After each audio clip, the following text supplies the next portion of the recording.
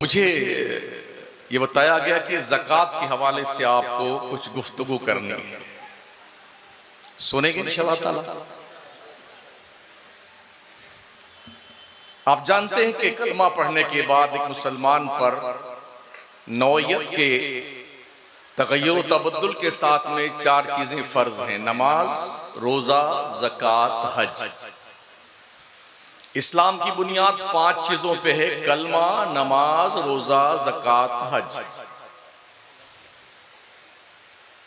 अल्लाह के नबी अलैहिस्सलाम फरमाते हैं, मन क़ाला ला इलाहा इल्लल्लाह फदखलल जन्ना, जिसने कलमा तैयबा ला इलाहा इल्लल्लाह मुहम्मदुर रसूलुल्लाह पढ़ लिया वो जन्नत में दाखिल हो गया।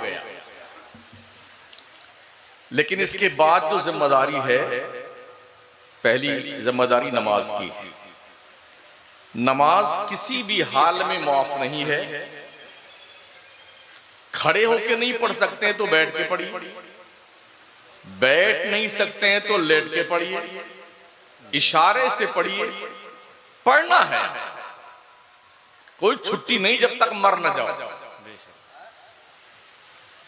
नमाज के बाद रोजा का नंबर आता है, या अय्युहल्लज़ीना आमनू कुतिबा अलैकुमुस्सियामु कमा कुतिबा अलल्लज़ीना मिन क़ब्लिकुम लअल्लकुम तत्तक़ून अय्यामम मादूदात। ऐ ईमान वालो, तुम पे रमजान के रोजे फर्ज किए गए हैं जैसे तुमसे पहले नबियों की उम्मतों पे रोजे फर्ज किए गए थे। ये गिनती के चंद दिन है, या 29 या 30। वइन कुंतुम मरीदन औ अला सफरिन फ़इद्दतुम मिन अय्यामिन उखर। अगर तुम में कोई बीमार है, कोई मुसाफिर शरई है रमजान के महीने में, तो अगर वो रोजा नहीं रखता है तो उसमें कोई हर्ज नहीं है, बाद में उन रोजों की कज़ा कर ले।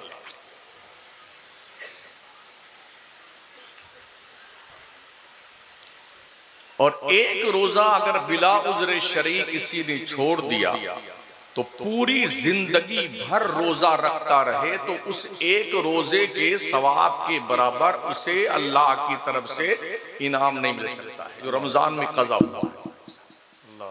कितने ऐसे लोग हैं जो कम से कम 1.5 कुंटल के हैं मगर मरदूद रोजा नहीं रखते। उनको कहा जाए तो बोले हमारे घर में क्या चावल दाल नहीं है, हम क्यों जाएं भूखे मरने के लिए।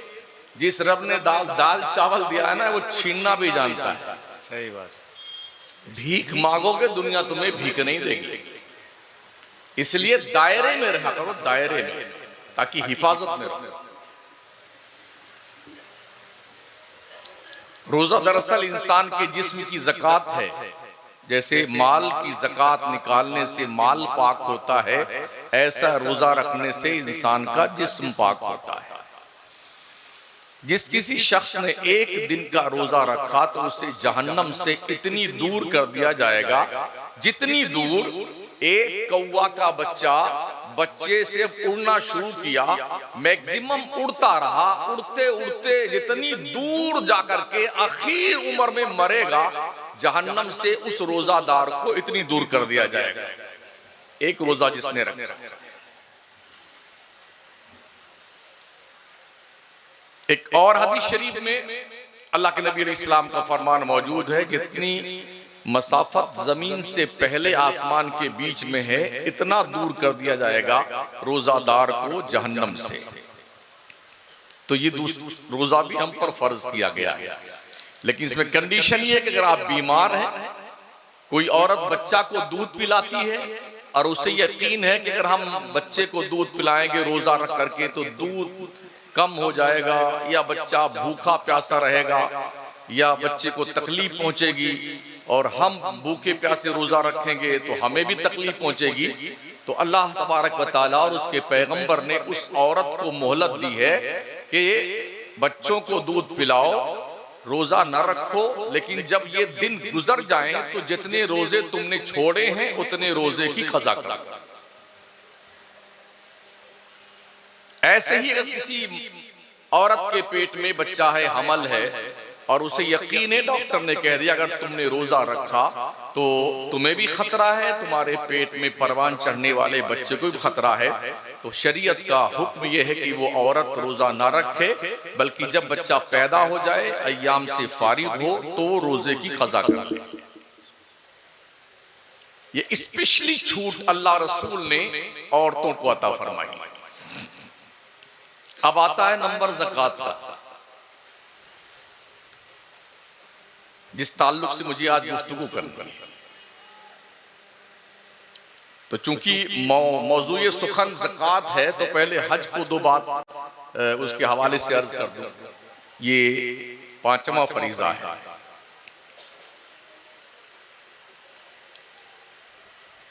साहिब इस्तिताअत मुसलमान पर जिंदगी में एक मरतबा हज फर्ज है, 4 पारे में इसका जिक्र मौजूद है।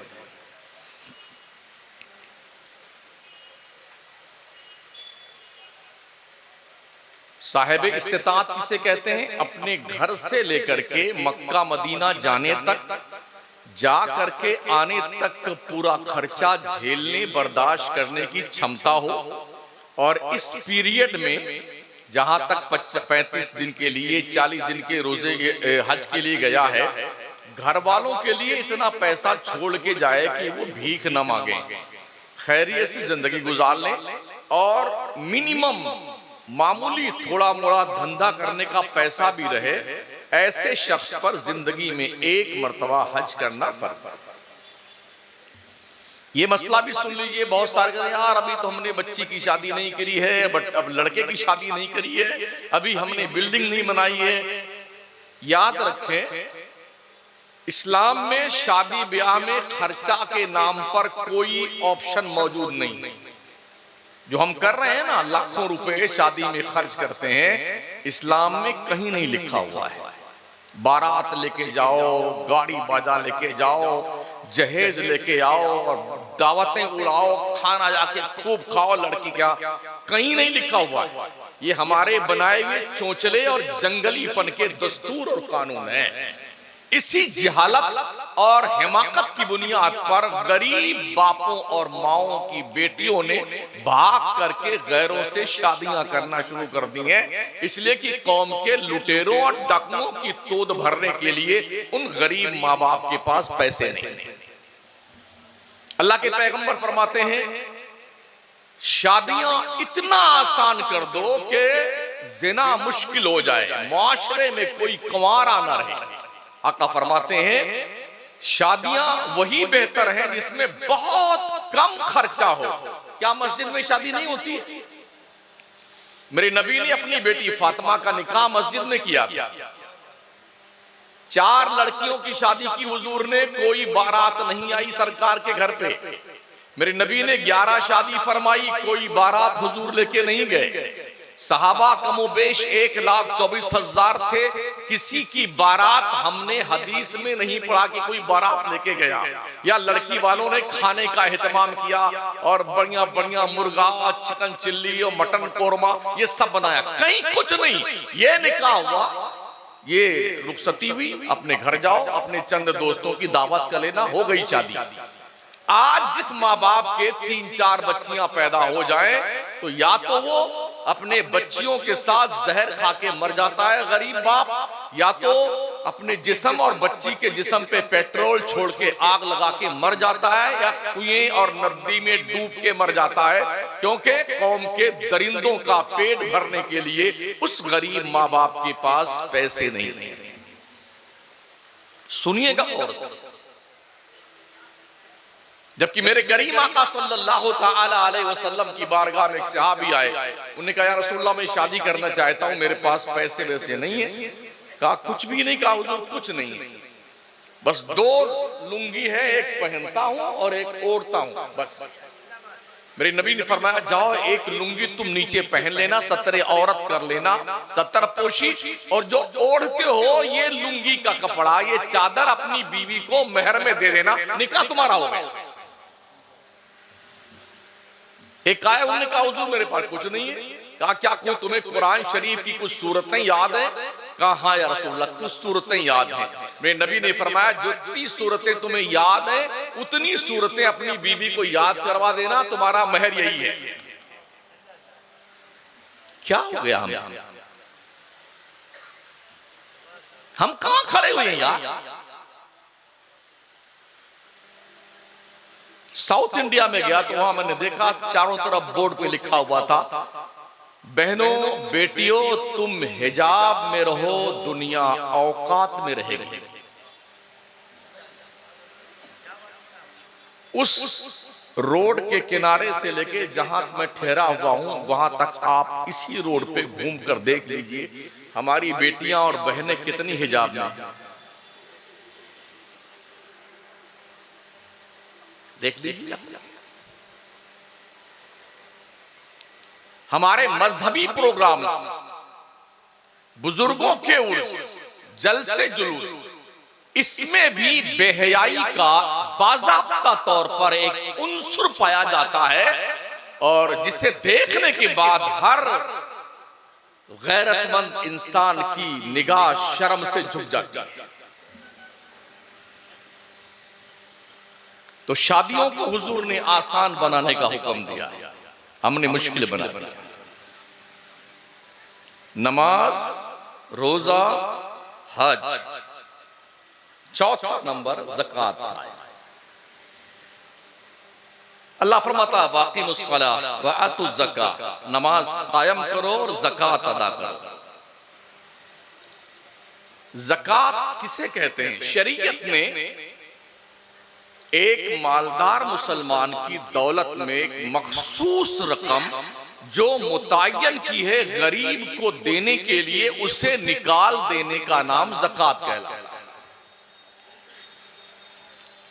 अल्लाह फरमाता है फी अमवालिहिम हक़्क़ुम मालूमुन लिस्साइली वल महरूम। ओ मालदारों, अल्लाह ने तुम्हारे माल में, तुम्हारी दौलत में मांगने वालों का और ना मांगने वाले हकदारों का एक मुतय्यना रकम मुतय्यन की है, मशहूर और मुतारफ है, ये उनका हक है, उसे ज़कात कहते हैं, निकाल के उन्हें दे दो।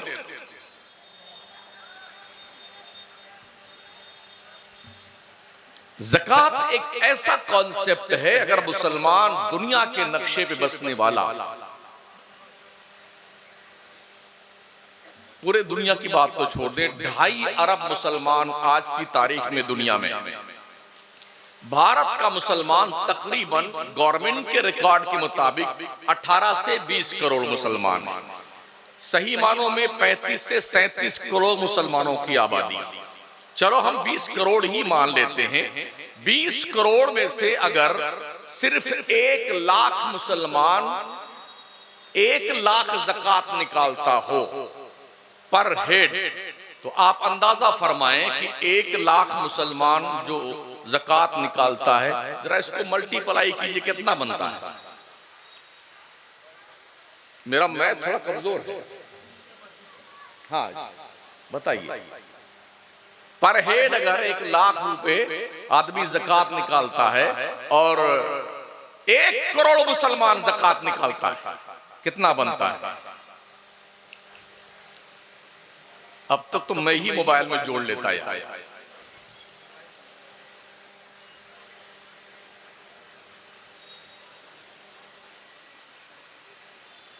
देख रहे हो, यही हमारा पढ़ा लिखा तबका इतना जीनियस है।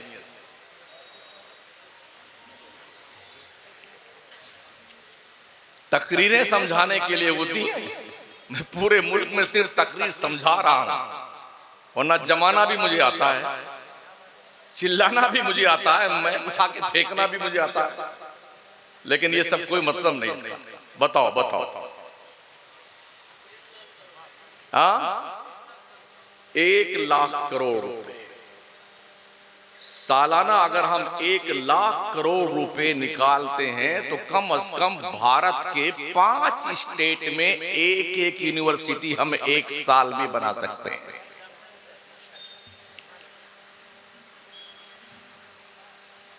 समझ रहे हैं कितना है? 50, 2.5 रुपए सैकड़े में। लेकिन आज की तारीख में मुसलमान की अक्सरियत ज़कात नहीं निकालती।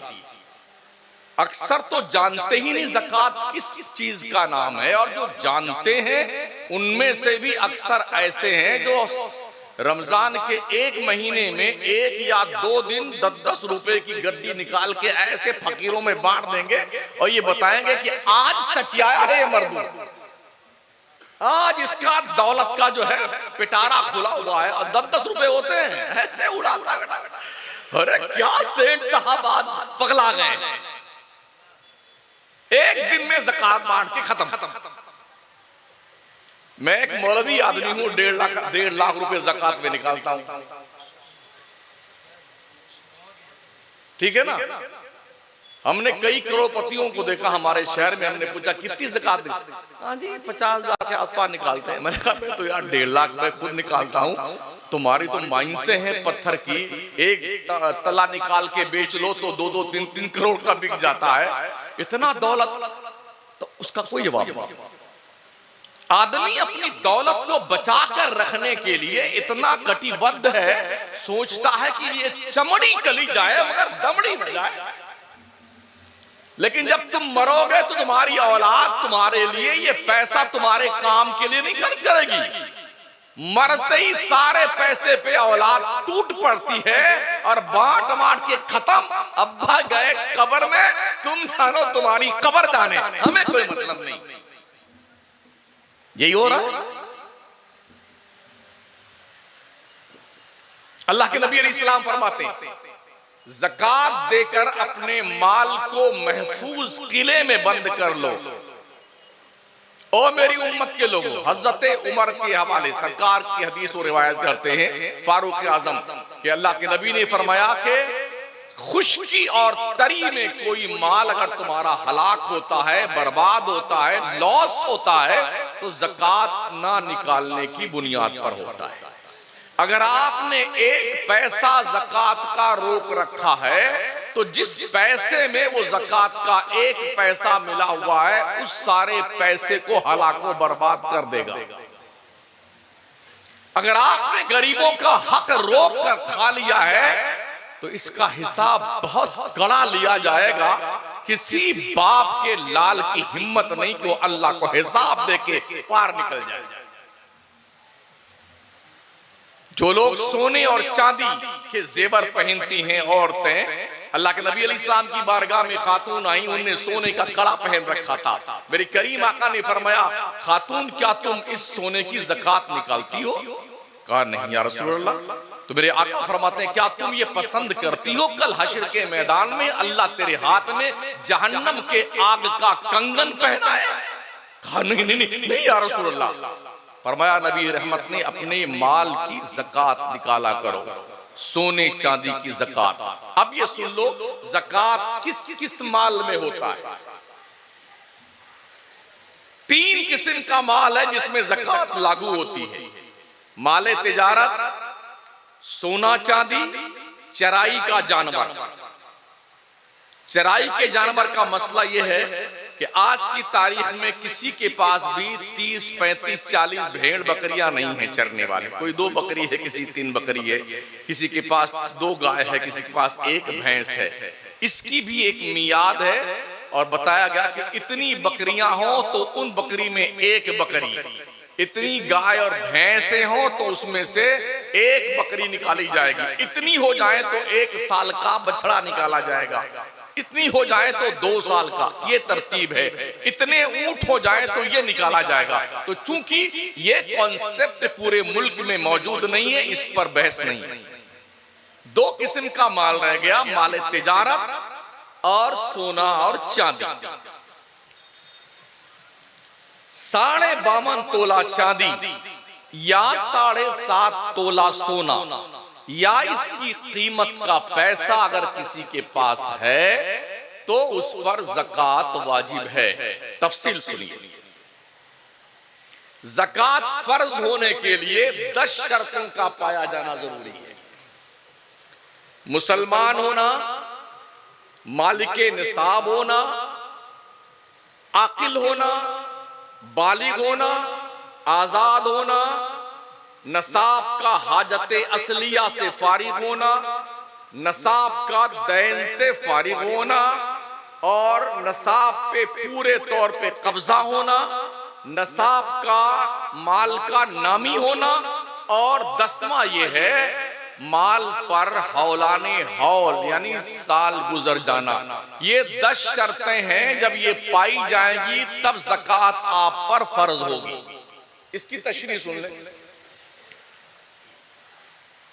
मुसलमान होना यानी कि काफिर पर ज़कात फर्ज नहीं। आकिल होना, अकलमंद होना, कोई पागलमंद बुद्धि का है, चाहे अरबों की प्रॉपर्टी उसके पास है, उस पर ज़कात नहीं। बालिग होना, अगर कोई नाबालिग है, उसके पास बहुत प्रॉपर्टी है, सोना चांदी भी है, उस पर ज़कात नहीं। आजाद होना, अगर कोई गुलाम है, गुलाम के पास दौलत बहुत काफी है मगर उस पर ज़कात नहीं। मालिक निसाब होना, मालिक निसाब किसे कहते हैं? जिंदगी गुजारने के लिए जितनी चीजों की मुतसिब तौर तरीके पे जो चीजें जरूरी होती हैं उनका पाया जाना। रहने के लिए मकान, कपड़े, गर्मी के कपड़े, ठंडी की कपड़े, कूलर, पंखे, जूते, चप्पल, पढ़ने वालों के लिए किताबें, ठीक है ना, ये सारी चीजें हाजत असलिया में आती हैं। बिस्तर, गद्दा, बेड, ये हाजत असलिया में आती हैं। इन हाजत असलिया को निकालने के बाद अब जो रकम आपकी बचती है, 52.5 तोला चांदी की कीमत आज की तारीख में कितनी है? तकरीबन 60,000 के अंदर 52.5 तोला चांदी खरीदी जा सकती है। अगर किसी के पास 52.5 तोला चांदी और साल गुजर गया, कर्जा नहीं है, तो फिर उस पर ज़कात लाजिम है। 100 रुपए में से 2.5 रुपया ज़कात शराफत से निकाल के गरीबों को, हकदारों को दे दो। तो ये हुई बात मालिक हाजत असलिया से फारिग होना और मालिक निसाब होना। नसाब का मतलब होता है जो बताए 52.5 तोला चांदी या 7.5 तोला सोना या इसमें से किसी की एक की कीमत का मालिक होना, इसे मालिक नसाब कहा जाता है। दैन से फारिग होना, आप कर्जदार न हो। मिसाल के तौर पर आपके पास 10 लाख रुपए हैं, साल भर से मौजूद हैं, बिजनेस में आपने इन्वेस्टमेंट कर रखा है और आपके ऊपर कर्जा 11 लाख रुपए का है। अब कर्जा को 10 लाख में से अगर माइनस कीजिए तो प्लस में 1 लाख और कर्जा बाकी है आप पर, लिहाजा आप पे ज़कात लाजिम नहीं। अगर आपके पास 10 लाख रुपए हैं, आपके पास कर्जा 5 लाख रुपए का है, 10 में से 5 माइनस कर दीजिए तो 5 बचता है। साल पूरा होने पे उस 5 लाख के अंदर ज़कात देना आप पर लाजिम और जरूरी है। नसाब पर पूरे तौर पे काबिज होना, ऐसा नहीं कि पैसा मैं मालिक निसाब तो हूं मगर वो हमारे कब्जे में नहीं, किसी और के कब्जे में। अगर किसी और के कब्जे में है तो ज़कात आप पर फर्ज नहीं है। माल का नामी होना, बढ़ते रहना, ऐसा माल जो बढ़ने वाला हो उसे माल का नामी होना कहते हैं। ऐसे माल में ज़कात। आज कितनी तारीख है? जो 23 तारीख। मान लीजिए आज के 1 साल पहले ठीक 23 तारीख को हमने ज़कात निकाली थी। आज फिर 23 तारीख हो गई है, अब तक हमारे पास माल आया गया जो कुछ भी रहा है, आज की तारीख में हमारे पास 2 लाख, 5 लाख या 60,000 रुपए मौजूद हैं। हम कर्जा नहीं है तो हम पर साल पूरा हो गया है, हमारे लिए लाजिम है कि हम ज़कात अपने पैसे के निकालें। इसे कहते हैं साल गुजर जाना, माल पर हौलाने हौल होना। ये 10 शर्तें हैं, इनमें से कोई एक ना पाई जाए तो मुसलमान पर ज़कात फर्ज नहीं। इतना समझ गए आप?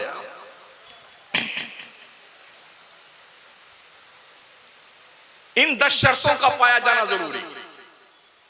अगर किसी के पास 52.5 तोला चांदी नहीं है, 10 तोला चांदी, किसी के पास 7.5 तोला सोना नहीं है, 2 तोला सोना है, तो 2 तोला सोना और 10 तोला चांदी की कीमत का आकलन किया जाएगा। आज साल पूरा हो रहा है तो 2 तोला सोना 10 तोला चांदी की कीमत बाजार भाव के हिसाब से रेट निकाल करके अगर 52.5 तोला चांदी खरीदी जाने के बराबर इसको बेचने पर रकम मिल जाती है तो आप मालिक निसाब हैं, आप पर ज़कात फर्ज है। समझ रहे?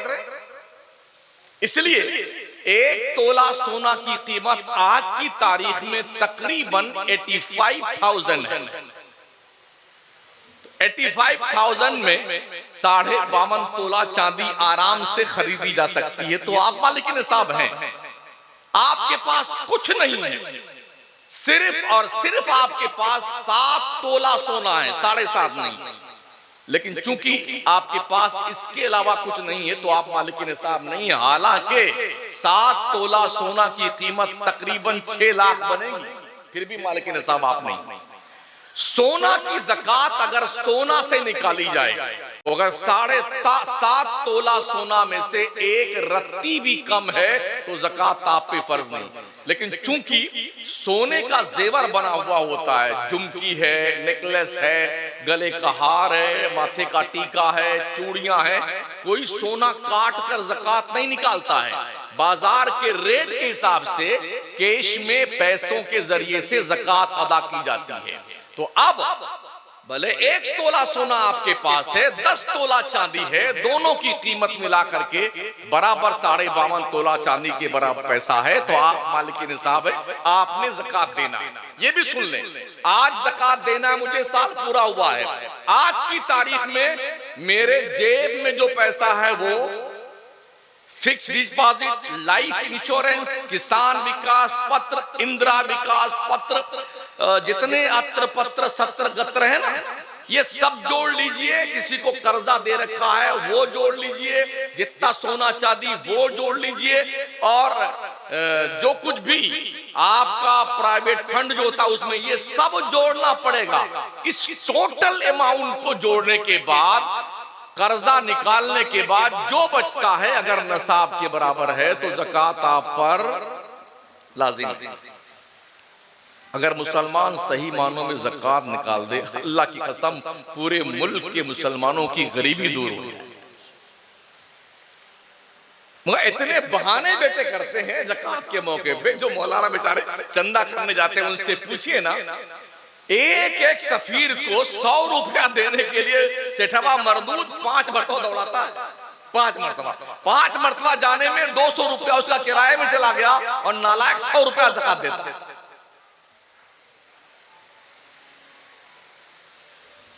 ज़कात की रकम खर्च कहां की जाए ये भी सुन लें जी। फकीर, मिस्कीन, गारिब, रिका, आमिल, फी सबीलिल्लाह, इब्नु सबील, ये 7 क्वालिटी के लोग हैं जिन पर ज़कात की रकम खर्च की जानी चाहिए। ये भी ध्यान रहे, ज़कात का पैसा ना मस्जिद में लग सकता है, ना मजार में लग सकता है, और ना बाजार में लग सकता है, ना कब्रिस्तान की बाउंड्री में लग सकता है। बस सारे बेटे ज़कात का वसूल करके कब्रिस्तान की बाउंड्री बना रहे हैं। कसम खुदा के इतने मारे जाओगे ना शक्लें बिगड़ जाएंगी बेटे। मस्जिदों में ज़कात के पैसे,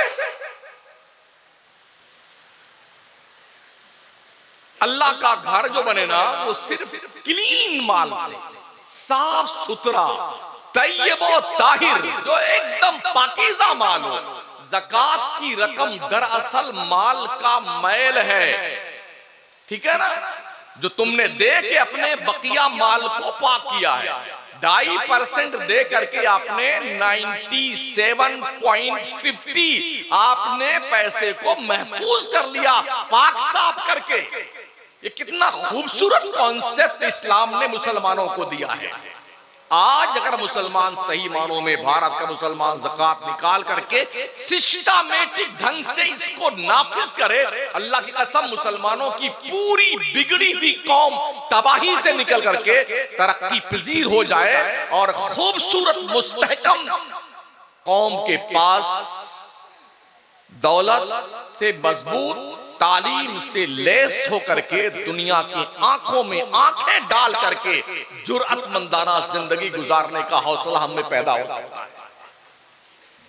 इसलिए अपने मालों की ज़कात निकाली।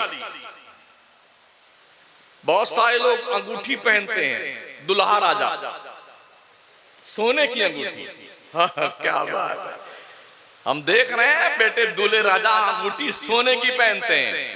ओ मर्दो, अगर तुम सोने की अंगूठी पहनते हो तो सुन लो, ये हराम है। अगर तुमने ऐसा किया है, तुम्हारी उंगलियों में जहन्नम के आग की अंगूठी पहनाई जाए। अगर तुम ये समझते हो कि कोई किस्सा और कहानी है, तो मुझे किस्सा कहानी सुनाना नहीं आता, मैंने अल्लाह रसूल का फरमान सुनाया। समझ रहे हैं? मर्द के लिए सिर्फ एक अंगूठी चांदी की 4.5 माशा कम से, इससे कम एक नग की एक अंगूठी मर्द के लिए पहनना जायज है। 2 माशा की 2 अंगूठी भी हराम है चांदी की, और 3 माशा 4 माशा की 2 नग की अंगूठी पहनना भी मर्द के लिए हराम है। अब एक और तसव्वुर हमारी कौम के जवानों में गालिब है। यहां से गए अजमेर शरीफ तो गली कूचे में से कड़ा खरीद के लाए, स्टील का बेटा कड़ा पहने हुए, लगता है कि कोई मुसलमान है भी कि नहीं, उल्लू का पट्टा यूं पहन के कड़ा घूमता है। कभी कभी डाउटफुल होता है कि मुसलमान है भी नहीं, धागा पहन लिया यहां, बोले अजमेर शरीफ से लेके आए। अबे तो मदीने शरीफ से लेके आए, तब भी पहनना हराम है इसका। तो शादी ब्याह के मौकों पे दूल्हे राजा को सोने की अंगूठी पहनाना बंद कीजिए, वरना पहनाने वाले भी वो धुने जाओगे बेटे, और पहनने वाले भी। सुन रहे हैं? तो अब सुन लीजिए, ये जो 7 क्वालिटी के लोग हैं जिन पे ज़कात खर्च की जानी है, उनकी डिफिनेशन समाप्त फरमा ले। फकीर, फकीर किसे कहते हैं? सुनिए, हर भीख मांगने वाला फकीर नहीं होता है।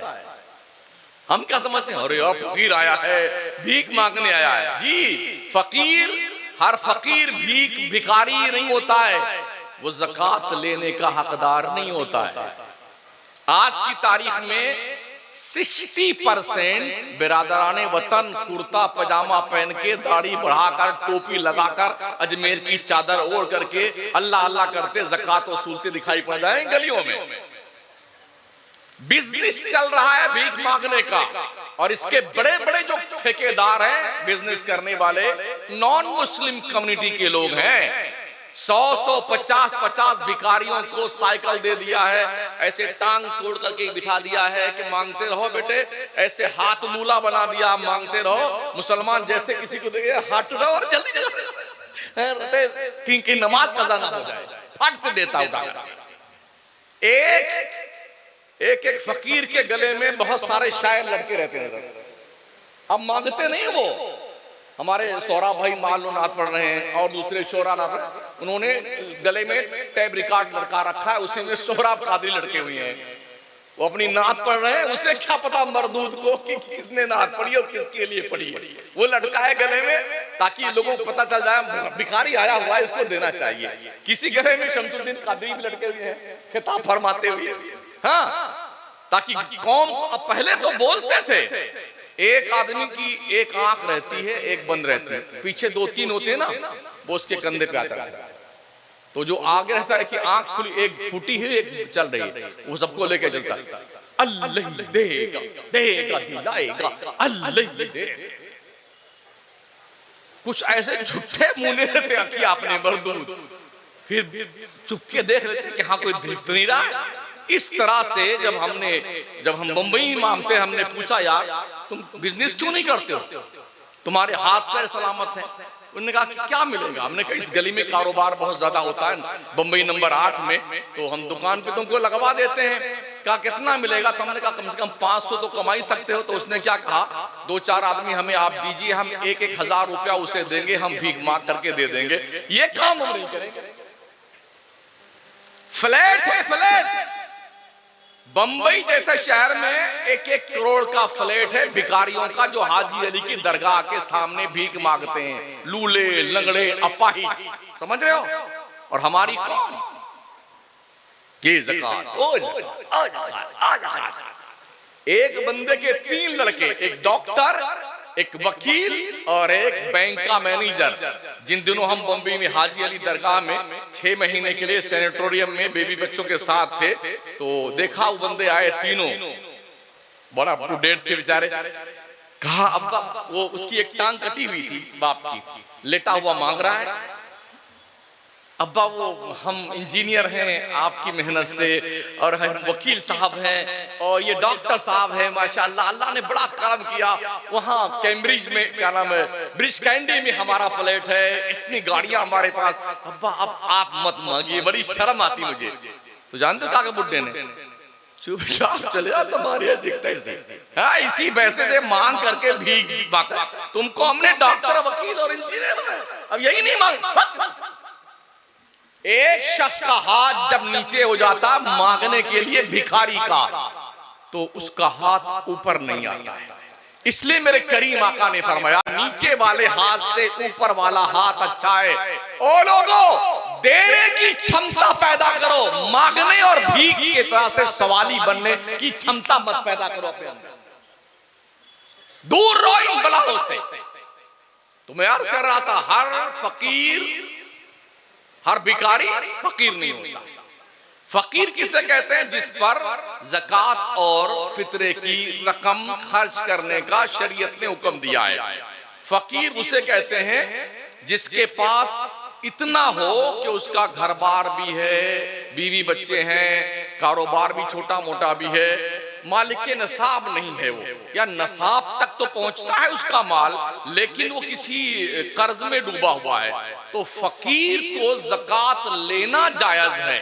पहले फकीर की तारीफ सुन लिया आपने, ज़कात लेना जायज है, सवाल करना ना जायज है। फकीर की कैफियत सुन लीजिए, फकीर को भीख मांगना नाजायज हो गुनाह, लेकिन कोई ज़कात की रकम दे तो लेना जायज। अब आइए मिस्कीन की डिफरेंशिएशन सुनिए। मिस्कीन किसे कहते हैं? मिस्कीन उसे कहते हैं जिसके पास रहने के लिए घर ना हो, सर ढकने के लिए कोई उसके पास छप्पर ना हो, ढंग से कपड़े ना हो, उसे मिस्कीन कहते हैं। मिस्कीन को देना भी जायज है, उसे सवाल करके मांग करके लेना भी जायज है। फकीर, मिस्कीन। आमिल, आमिल किसे कहते हैं? जो ज़कात वसूलने के लिए जाता है, मेहनत करता है, बंबई, कलकत्ता और जी लखनऊ, लुधियाना और जी पंजाब और दिल्ली, तो ऐसा शख्स अपनी मेहनत का पैसा उस ज़कात की रकम से, कमेटी वालों से पैसा ले सकता है, तकरीबन 50% तक ले सकता है। शरीयत के बोले आमिलीन, अल्लाह फरमाता आमिलों का हिस्सा शरीयत ने उश्र में ज़कात की रकम में मुतय्यन किया। फकीर, मिस्कीन, आमिल। तीसरा नंबर है रिकाब का। रिकाब किसे कहते हैं? कोई गुलाम हो, कोई कनीज हो। आज के दौर में ना कोई गुलाम है ना कोई कनीज है। एक दौर था जब गुलाम बंदे खरीदे जाते थे, इंसान बेचे जाते थे, लड़कियां खरीदी जाती थी, लड़कियां बेची जाती थी। तो जो गुलाम खरीदे जाते थे मर्द, उनको गुलाम कहा जाता था, जो लड़कियां खरीदी जाती थी उन्हें कनीज कहा जाता था। तो कनीज और गुलाम, उन्हें इस्लाम ने रिकाब का नाम दिया है। रिकाब का मतलब होता है कि इनको पैसा दिया जाए ताकि ये अपने मालिक को पैसा देके अपने आप को आजाद करवा ले। उन्हें रिकाब का बदले किताबत करवाएं। वो सवाल भी कर सकते हैं अपनी गर्दन छुड़ाने के लिए, और आप दे भी सकते हैं। तो चूंकि ये तबका आज दुनिया के नक्शे पे गुलाम और कनीज का मौजूद नहीं, तो ये गुल, फकीर, मिस्कीन और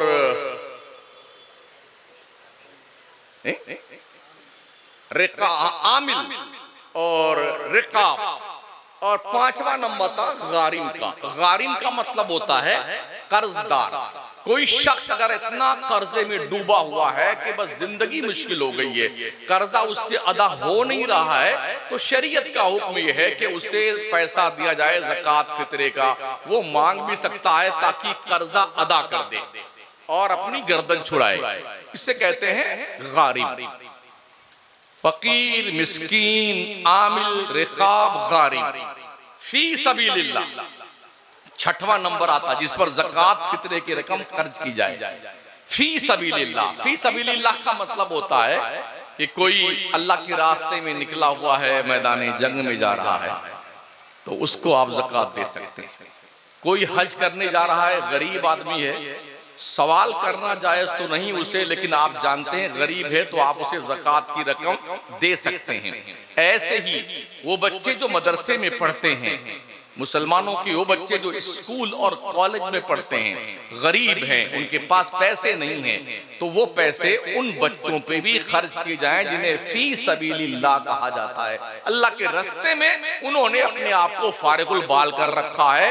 तो ये छठी किस्म के लोग हुए जिन पे ज़कात की रकम खर्च की जानी चाहिए। सातवीं किस्म के लोग इब्न सबील में आते हैं। फर्ज कीजिए कोई शख्स आपके इधर से गुजर रहा था, उसकी जेब कट गई, अब रहने वाला लखनऊ का है, उसके लखनऊ में 10 बिल्डिंग है, बहुत बड़ा कारोबार है, मगर अब फकीर हो गया वो। पूरी उसके पास जो पैसा वैसा था किसने लूट लिया, अटैची लेके कोई भाग गया। अब उसके पास खाने के लिए पैसे नहीं है, उसके पास जाने के लिए सफर का पूरा खर्च नहीं है, तो वो शख्स उतनी ज़कात की रकम आपके यहाँ आकर लेने का हकदार है किसी भी मुसलमान से जितने में वो अपने घर पहुंच जाए। ये 7 किस्म के लोग हुए जिन पे ज़कात की रकम खर्च की जा सकती है। आप में से कितने ऐसे लोग हैं जो इसके बारे में जानते हैं? ये तो पता है कि उधर एक मजार है, मलीदा, जलेबी, बुनिया, बर्फी लेके वहां फातिहा करने जाना। ये कौन पता करेगा भाई साहब? ये दीन है, दीन, ये शहादत गहे उल्फत में कदम रखना है। लोग आसान समझते हैं मुसलमान होना। आपको अपने मजहब का पता नहीं है, आपको अपने दीन का पता नहीं है। बरसों से दयारे मदीना कॉन्फ्रेंस हो रही है, आपने आज तक सीखा क्या है? ओ मुरादपुर के लोगों, मुझे जवाब दो इसका। क्या सीखा आज तक आपने? ये लाखों रुपए जो आप अपनी कौम के जरिए से चंदा करके इस जलसे पे खर्च करते हैं, इसका रिफंड क्या मिला आज तक आपको? मुझे जवाब चाहिए। फलाने मौलाना को बुलाओ, फलाने शायर को बुलाओ, उनकी तकरीर बहुत जम जाएगी तो बड़ा मजा आ जाएगा। क्या बात है, खूब नारे लगा लो। क्या इसी का नाम जलसा है?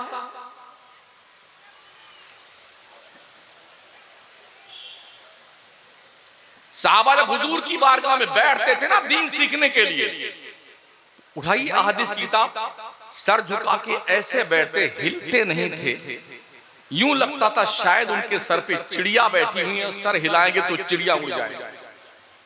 इतना गौर से वो दीन की बात सीखते थे। आपको एक मसला सीखना नहीं आता है, वाह वाह वाह वाह, जिंदाबाद शमसुद्दीन कादरी, मुर्दाबाद जिंदाबाद, सोहराब कादरी मुर्दाबाद जिंदाबाद, ये करते ना हम। मुमकिन है आपको थोड़ी बात तीखी लगे, लेकिन मैं आईना हूं, दिखाऊंगा दाग चेहरे के, जिसे बुरा लगे वो सामने से हट जाए। एक डॉक्टर का काम क्या है? अगर मर्ज, किसी मरीज को मर्ज हुआ है, फोड़ा निकल आया है, तो वो कहेगा कि आप इसको फाड़ फूड़ करके और हमारा ऑपरेशन कर दीजिए। ऑपरेशन करने के लिए उसका हाथ पैर पर दबाना पड़ा, बांध लो इसको, हिले नहीं है। अगर डॉक्टर मरीज का चिल्लाना देखे, अगर इसको चीरेंगे फाड़ेंगे तो खूब चिल्लाता मरीज, इतना चिल्लाएगा, गाली भी देगा डॉक्टर को, और हाथ पैर छूट जाए तो लात भी मार देता डॉक्टर, खूब गाली देगा मां बहन की। डॉक्टर को पता है ये मरीज मर्ज के शिद्दत की बुनियाद पर ये सारी हरकतें कर रहा है, जब ये ठीक हो जाएगा तब मुझे दुआएं देगा। ऐसे ही एक मुआलिज, एक दीन का तबीब, एक सालेह फितरत का वाइज, एक खतीब, एक नासे, एक मुबल्लिगे दीन, उसकी जिम्मेदारी है कि कौम किस बुराई के नासूर में मुब्तला है, उस बुराई के नासूर का इलाज चाहे चीर के करना पड़े, चाहे फाड़ के करना पड़े, चाहे काट के करना पड़े। गाली बकती है कौम तो बकती रहे, मैं एक तबीब हूं, मुझे अपनी जर्राही पे भरोसा होना चाहिए। जब इस कौम का मर्ज ठीक होगा तो ये जिंदगी भर दुआ दे। ये दीन है, दीन सीखिए, दीन मजहब को सीखिए। दीन खाने पीने के लिए तशरीफ नहीं लाया है। अल्लाह रोजी तो देता है यार, कीड़े मकोड़ों को देता है, चींटियों को देता है, कुत्ते बिल्ली को देता है। हम तो 6 फीट के हैं, हम अल्लाह हमको रोजी नहीं देगा क्या? आप आइए ना अजमेर शरीफ में, ख्वाजा साहब के आस्थाने पे हजारों मंगते बैठे हुए हैं और लोग जाते हैं, बस होटल वाले 25 खाने वालों को हमारी तरफ से खाना, ये पैसा लीजिए, 25 तुम खिला दी। अच्छा कमाल ये है, उनके पेट भी इतने तंदूर हैं कुछ वक्तों के, अभी खा के फारिग हुए फिर भूखे हो गए। हमारी लैंग्वेज में क्या कहते, हाथ सूखा फकीर भूखा। इधर खा के फारिग हुआ, हाथ पूछा खाएंगे, हाँ अभी खाएंगे फिर खाएंगे। इस तरह दिन भर खाते रहते हैं। यही सिचुएशन मैंने रमजान के महीने में मुसलमानों को देखी है, पूरी रात खाता है मुसलमान, पूरी रात। दुरूशी पढ़ी, अल्लाहुम्मा सल्ली अला सय्यिदना मौलाना मुहम्मद व अला आलिहि व अस्हाबिहि व बारिक वसल्लिम सलातु व सलामुन अलैका या रसूल अल्लाह। पौना घंटा मेरी तकरीर हो गई है।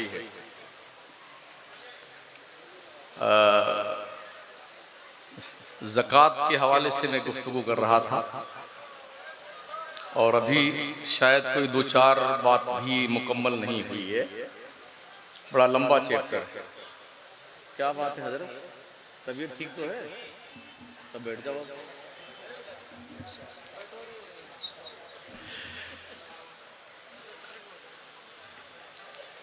हौलाने हौल के लिए साल पूरा होने के लिए शमसी तारीख का एतबार नहीं होता है, कमरी तारीख का एतबार होता है, इस्लामी महीने का।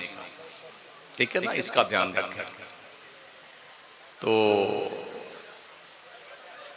जरूरी ये है कि हमारी मस्जिदों में जो इमाम रखे जाएं वो थोड़ा पढ़े लिखे रखे जाएं। माफ कीजिएगा, क्योंकि मैं कश्मीर से कन्याकुमारी तक जाता हूं, मेरी कोशिश होती है कि मस्जिद नमाज पढ़ूं। हमने जो अंदाजा लगाया हज़रत कफील भाई, 60 से 65% इमाम मस्जिदों के जाहिल हैं। सूरे फातिहा तो छोड़िए, इस्तिआज़ा बसमला पढ़ना नहीं आता, मसले दीनिया का कोई शऊर नहीं। अगर कुछ नमाज में मिस्टेक हो जाए, उसे सही कैसे करना कुछ पता नहीं। तो हफ्ते में एक दिन जुमा का आता है, जो 10 मिनट कौम को दीन की बात ना सही से बता सके तो हमारी कौम जाहिल न रहेगी तो क्या रहेगी। जलसों का मिजाज ये है कि मैं अभी बहुत खुश्क तकरीर कर रहा था, पौना घंटा जो मैंने तकरीर की ना, बहुत सूखी साकी, इसमें ना तो तेल लगा हुआ था, ना घी का चुपड़ी हुई रोटी थी, कुछ भी नहीं, एकदम सूखी रोटी समझो खिला रहा था मैं, लेकिन काम की थी। वो सूखी रोटी का ही टुकड़ा था जिसे ख्वाजा मोइनुद्दीन चिश्ती के मुंह में इब्राहिम कंदूजी ने डाला था तो दिल की दुनिया इनकलाब पजीर हो गई। सूखी रोटी का टुकड़ा। वक्त के तनाजुर में आज हमें होश के नाखून लेने की जरूरत है। और जो ये पीरों की उठापटक चल रही ना, वो उसका इलाका, वो उसका इलाका, उसके साथ गए तो अब उस मौलाना को हम नहीं बुलाएंगे। अनाउंसर साहब सैयद अमीनुल कादरी के जलसे में चले गए तो अब कफील अंबर का बाईकाट, सोहराब कादरी चले गए शमसुद्दीन के जलसे में तो शमसुद्दीन का बाईकाट, सोहराब कादरी का बाईकाट। जो कौम खुद के बाईकाट में लगी हुई हो वो कब यूनिटी बना सकती है? यूनिटी बनाइए, मुस्तहकम हो, मजबूत हो। बड़ी खतरनाक नजरें दुनिया की तुम्हारी तरफ उठी हुई हैं। ना आपका खाना, ना आपका रहना, ना आपका पहनना दुनिया को देखा नहीं जाता है। बड़ी प्लानिंग के तहत स्पेन और फिलिस्तीन की तारीख भारत में दोहराए जाने का बाज़ाब्ता तौर पर प्लान क्रिएट किया जा चुका है। आप अपने आप को बचा कैसे सकते हैं?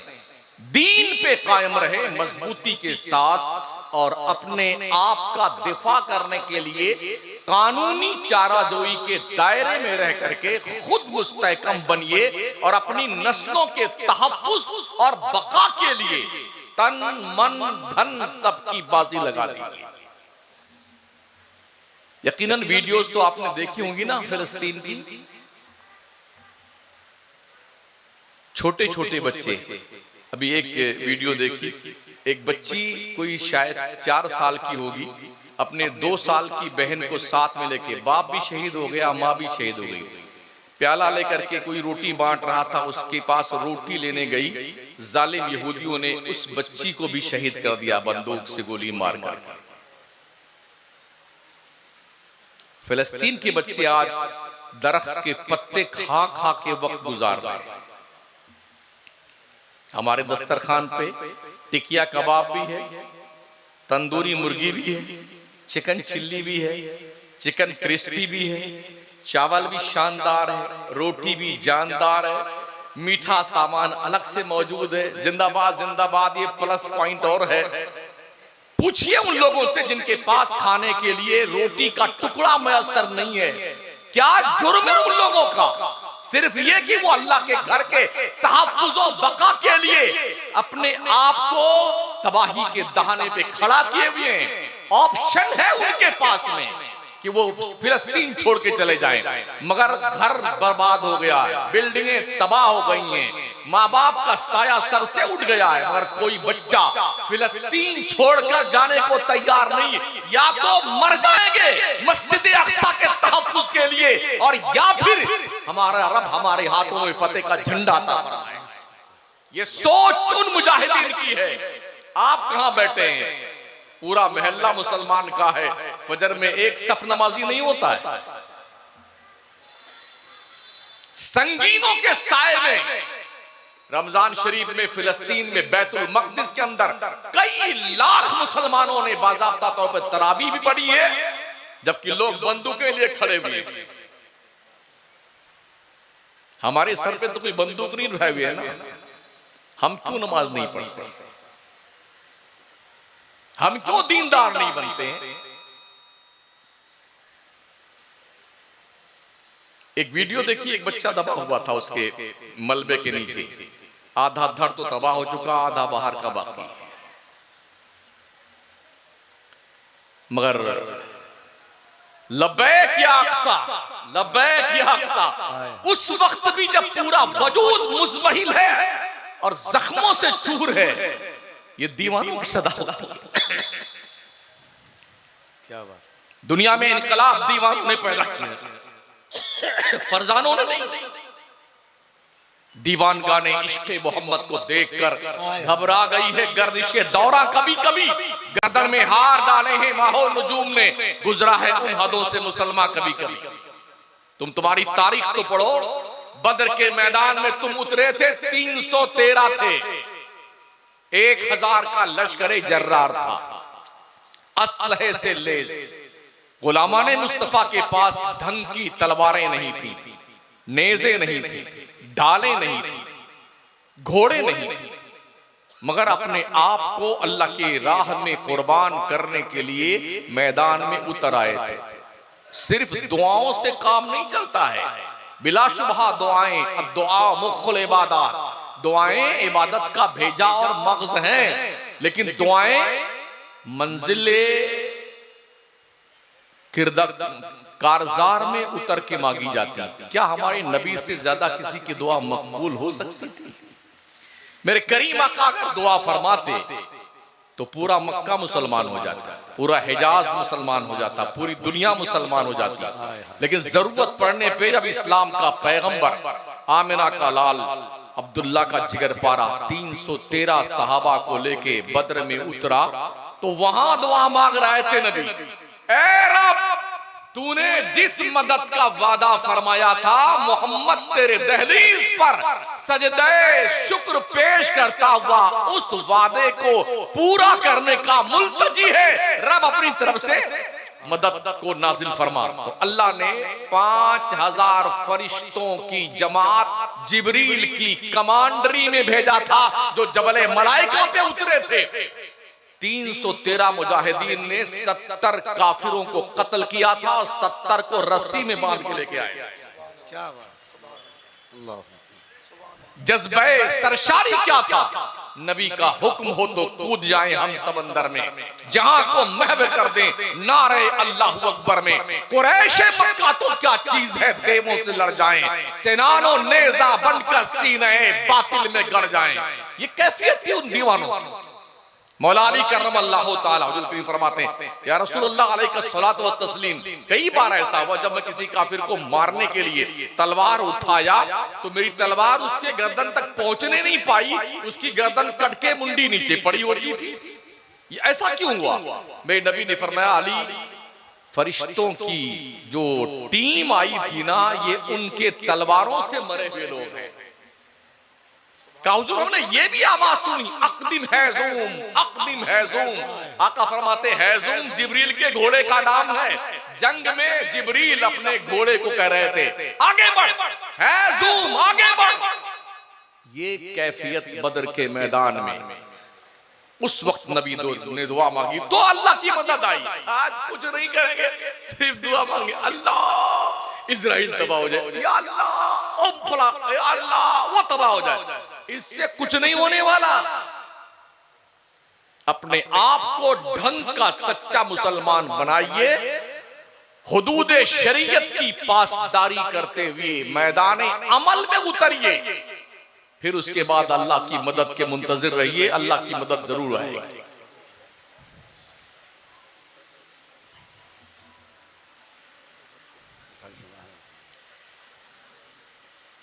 अल्लाह अकबर। बच्चे को बता दो। तो ये मेरी तरफ से आप नजराना रख लो। लो, अरे रख लीजिए आप यार। अरे आइसक्रीम खा लेना यार, है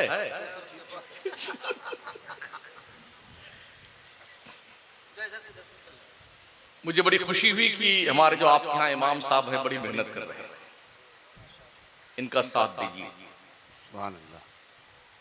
बच्चों को पढ़ने के लिए भेजिए, कम से कम आपका बच्चा दीनदार तो हो जाएगा। क्या बात। नमाजें तो सीख ले, आपकी बच्चियां नमाजें तो सीख ले।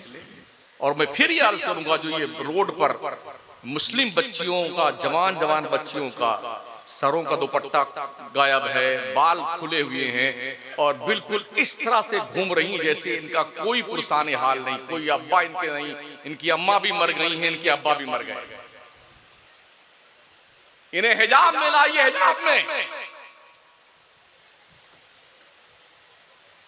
वरना मैदान कयामत में ओ बापो तुम्हारी शक्लें जहन्नम के आग में झोंक दी जाएंगी। ये ध्यान रखना। बच्चों की परवरिश करना, खाना खिला देना, पिला देना, अच्छे अच्छे कपड़े पहना देना, सिर्फ यही बाप और माँ की जिम्मेदारी नहीं है। अपने औलादों को दीन सिखाओ, दीन अदब सिखाओ, कनीज़े फातिमा बनाओ, बच्चियों को गुलामे हुसैन बनाओ अपने बच्चों को। अगर ऐसा ना हुआ तो फिर तैयार रहिए जहन्नम के आग का इस्तकबाल करने के लिए। दुनिया से ताकत में आप नहीं जीत सकते हैं, इसलिए कि दुनिया के पास ताकत बहुत ज्यादा है, आपके पास नहीं। दुनिया से दौलत में आप नहीं जीत सकते, दुनिया के पास दौलत बहुत है, आपके पास नहीं। एक ही चीज बची है, वो है इल्म। इसे सीखिए और अपनी कौम से प्रशासनिक विभाग में अपने बच्चों को IAS IPS अफसर बना के भेजिए। अगर आपकी कौम का एक अधिकारी IPS बनता तो 5 लाख लोगों को प्रभावित करता है वो। क्या बात है। ये सोच पैदा कीजिए कि मुझे बढ़ाना पढ़ाना बच्चों को अपने। सादाते महारारा का ये सेंटेंस याद रखें, आधी रोटी खाएं, बच्चों को पढ़ाएं। महीने में 10 मरतबा मुर्गा खाना बंद कर दो, एक दिन खाओ, जो पैसा बचता है उसे बच्चों के क्वालिफिकेशन पे खर्च करो। उस वक्त तक आप सही मानों में दुनिया को आईना दिखाने के लायक नहीं बन सकते जब तक आपके पास ढंग की क्वालिफिकेशन नहीं होगी। पर्दा तरक्की की राह में कोई रुकावट नहीं बनता है, दाढ़ी तरक्की के रास्ते में कोई रुकावट नहीं बनती है।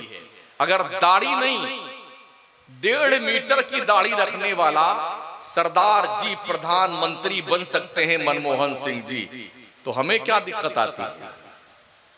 अगर ज्ञानी जैल सिंह इतनी बड़ी दाढ़ी रख करके, मोछ रख करके, 1 मीटर का सर का बाल रख करके सदर जमहूरिया बन सकते, तो हमारी कौम को शर्म क्यों आती दाढ़ी रखने में? कहां रुकावट है दाढ़ी यार इस्लाम की राहों में? कितने साल हो गए इकराम भाई जलसे को होते हुए? 48 साल। अल्लाह अकबर। मैं यही पूछना चाहता हूं कि इस 48 साल में ओ मनियारी मुरादपुर के लोगों, इस जलसे में दयारे मदीना कॉन्फ्रेंस में आने वालों, इस 48 साल में सीखा क्या आपने? क्या बात है? अगर पर ईयर 1 लाख रुपया खर्च माना जाए तो 48 लाख रुपए आपने खर्च किए, क्या सीखा आपने?